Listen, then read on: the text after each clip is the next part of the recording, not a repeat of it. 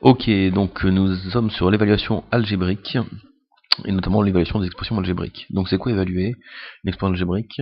Ça revient à remplacer l'inconnu, d'accord, par une variable, enfin, excusez-moi, remplacer l'inconnu par une valeur précise, voilà. Donc on remplace l'inconnu par une valeur précise. Donc ici, la vidéo qui était juste avant, on avait des, comment dire, on avait des expressions algébriques, mais cette fois-ci on va les évaluer. C'est-à-dire, je vais reprendre une expression algébrique, par exemple a de x,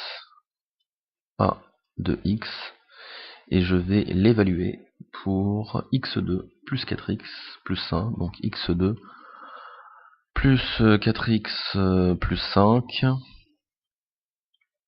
ok, et je veux savoir combien vaut a de x pour, par exemple, pour x égale à moins 2, d'accord. Alors, c'est parti, on va avoir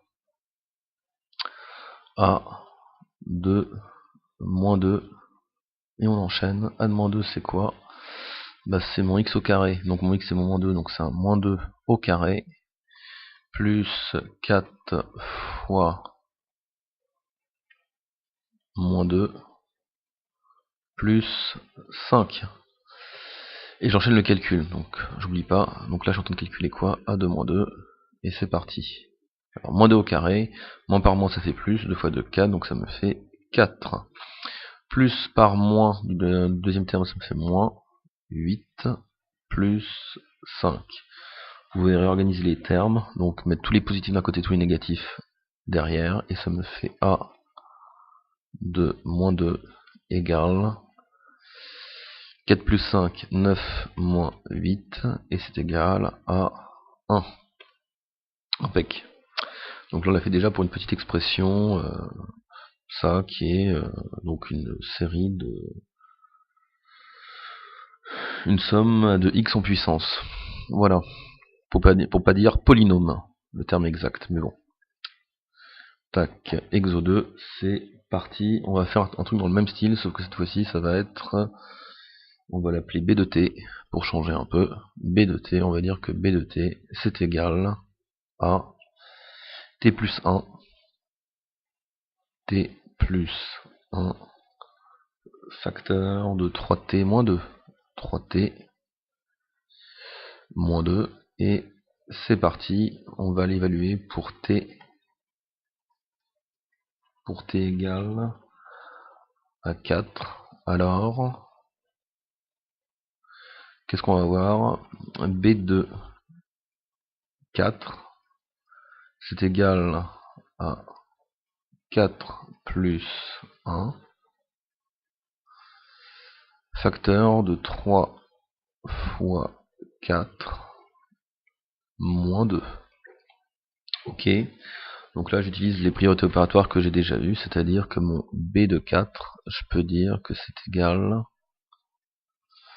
à 4 plus 1, 5, fois 3 fois 4, 12, moins 2. Ok, donc j'ai commencé par faire ces deux calculs. J'ai des parenthèses, donc vraiment depuis le début je suis les priorités opératoires, donc ça faut pas vous inquiéter. 12 moins 2, bah, ça me fait 10, donc c'est égal ça à 5 fois 10, et donc c'est égal à 50. Nous allons poursuivre avec un dernier, où là ça va être une fraction, entre guillemets. Ce sera plutôt une fonction rationnelle de la forme ck égale k carré moins 5, 2k, ouais, ça va être 2k moins 2, et je vais le faire pour k égale 3. Pour k égale 3, donc on va chercher pour k égale 3 combien ça vaut pour k égale 3. Alors, c'est parti. Donc ça me fait c de 3 égale 3 au carré moins 5 sur 2 fois 3 moins 2.